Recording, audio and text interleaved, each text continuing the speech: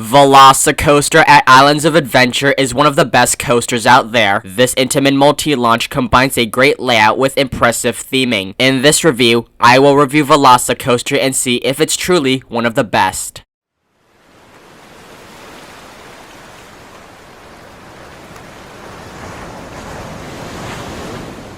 Velocicoaster's origins begin with the demise of dueling dragons. This was a pair of B&M inverts that interlinked with each other. This created a unique visual of the train almost colliding with the other train, particularly with the vertical loop. However, the dragons would be snake-bit following a series of incidents revolving around loose articles, especially that one guy who lost his eye to one. As a result of losing popularity and desire to add something new, they closed dueling dragons. To this day, it's the only coaster from B&M to be fully closed and one of the most missed coasters out there, but their loss would not be in vain. Dueling Dragons was soon replaced with Hagrid's, an immersively themed Intamin straddle coaster. This ride has Hagrid take you on his motorbike into the Forbidden Forest. Hagrid's is themed to the nines with physical set pieces to tell a story. This is a complete coaster and feels more like a dark ride. However, this coaster isn't exactly the most intense thing out there. Hagrid's is a storytelling coaster meant for the entire family, so Universal brought in a more extreme launch coaster to Islands. This, of course, would be Velocicoaster. Velocicoaster is an Intamin LSM launch coaster. The coaster stands 155 feet, 47 meters tall, with a top speed of 70 miles per hour or 110 kilometers per hour, and traverses 4,700 feet, 1,400 meters of track. Right off the bat, I have to give Velocicoaster credit for its presentation. Velocicoaster was masterly placed into Islands of Adventure in a way that makes it look both intimidating and jaw-dropping. The first half is surrounded by rock work as the train weaves through set pieces. Then the second half has these amazing elements that's juxtaposed to the lake and nearby lands. Intamin perfected this layout with some of the best theming out there. The ride is themed to riding a roller coaster in Jurassic World. However, because of how good it is, it easily gets one of the longest waits in the park. This coaster regularly gets between a 60 to 75 minute wait daily, and unlike most rides here at the resort, you can't use the single rider line because it's always closed. The only ways I've managed a short wait is if you ride it during early entry, near closing time, or right after a breakdown. Typically, I go for the latter because I've never had the motivation to get to the park early enough to do it without waiting. That's thanks to my fucked up sleep schedule that I have where I'm not even up until noon or some shit. And thanks to high school, it's a struggle getting up at 6 in the morning when the sun hasn't even risen for the day. But if you do need to wait though, the queue line is well themed so you're at least entertained. Plus, thanks to the speedy operations, the line moves at a consistent pace. But near the end of the ride, you do have to place all your belongings in a locker and go through metal detectors. Yes, this is one of those coasters where nothing can ride with you. But unlike Hulk and Rocket, the lockers are at the end of the queue line so you can still keep your shit while waiting. And these lockers are free so you save a bit of money. Right before you reach the station, there is a pre-show to explain the coaster's story, which is just Chris Pratt and Bryce Dallas Howard yapping on whether this coaster was a good decision or not. Like I said, the story is that you're riding a roller coaster in Jurassic World. Right before you board, there is a grouper, but you can request a row if you ask nicely. Now every row is great, but I recommend either the front or the back. Just know if you want the front, the wait for that is usually 7 trains deep. When you board, you're greeted with the awesome Intamin new generation lap bars. These lap bars leave a lot of your upper body free. The bars are designed to allow maximum airtime. The ride begins with a turn into the launch track. Right before you launch,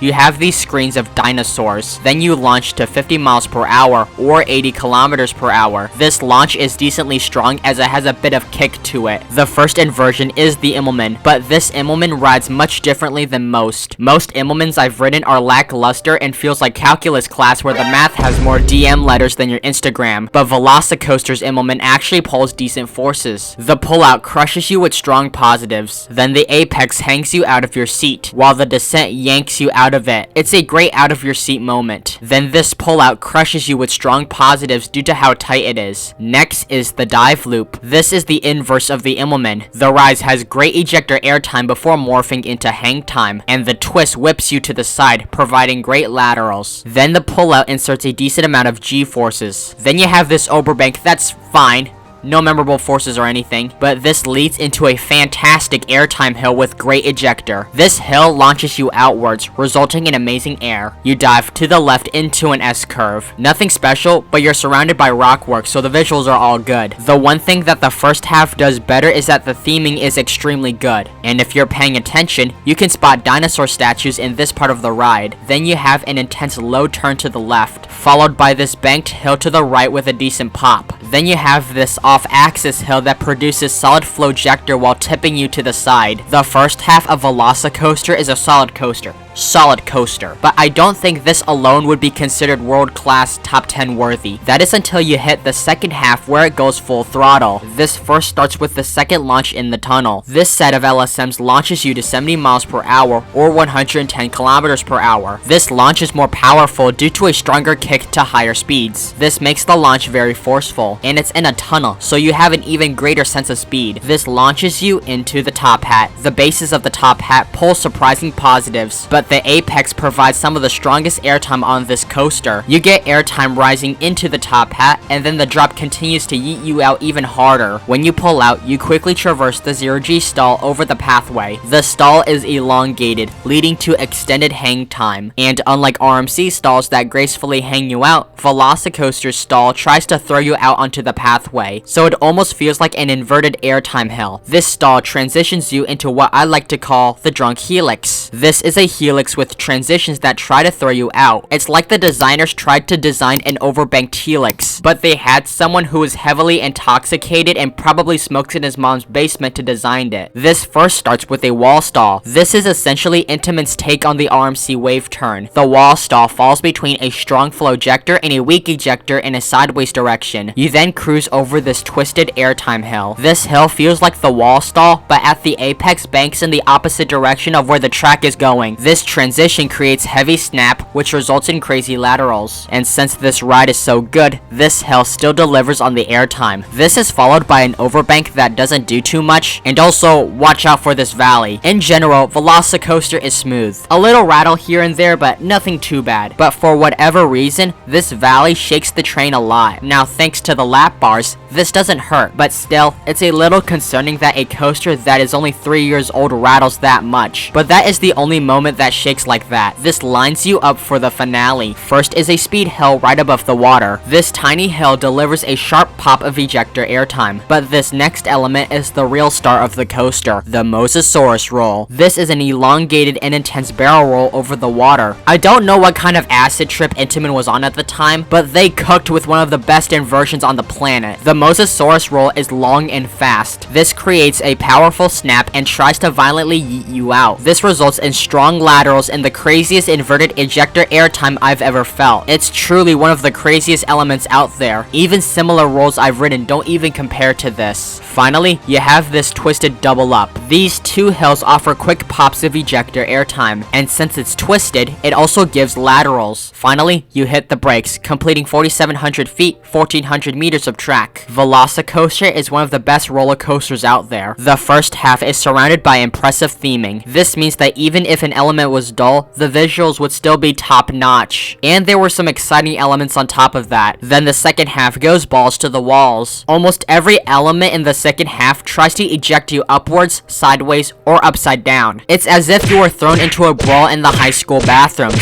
I mean, it was probably lit for the rest of us, and just be glad this wasn't a duty party. And this master-crafted layout is complemented by the immersive theming. I already mentioned the rockwork and dinosaurs in the first half, but the queue line also has props to the film and even animatronics, and that's the ride experience by day. Let's discuss it at night because holy crap, the night rides are elite. Now, night rides already enhance outdoor coasters because, well, you can't see shit. This makes the ride experience unpredictable and thus wilder. If you don't like it in the dark, then you must have been locked in your mom's basement with a huntsman spider. But for whatever reason, Velocicoaster ran at 2x speed at night. Now, coasters already run faster at night because they had all day to warm up, but at night, Velocicoaster's airtime somehow got even more powerful. During my lone night ride, because unless I'm there for horror nights, I never stay past nightfall, I was getting RMC type ejector airtime on all of the elements. Like, all the airtime felt stronger than my afternoon rides on that same day. To put this into perspective, my thighs started hurting from all the airtime. I've never felt that type of pain before, not even on RMCs. And even from riding this before and afterwards, this is the lone time where my thighs started to hurt from the airtime. So what would I rank Velocicoaster? Are you kidding me?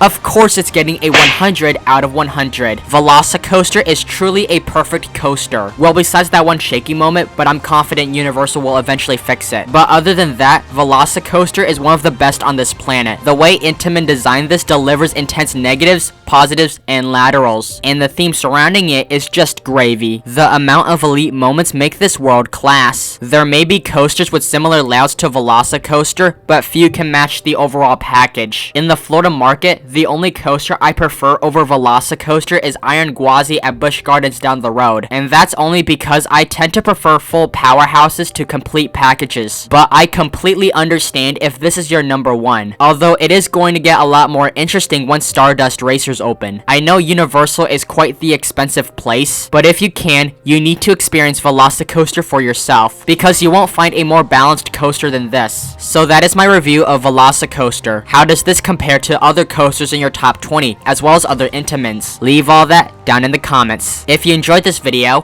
which if you watched to the end it means you did, I advise leaving a like. Also, please consider subscribing and turning on notifications. That way, it convinces the YouTube algorithm to push this content to more viewers. Finally, watch these other top tier videos YouTube recommends. This is the Coaster Flood, riding out.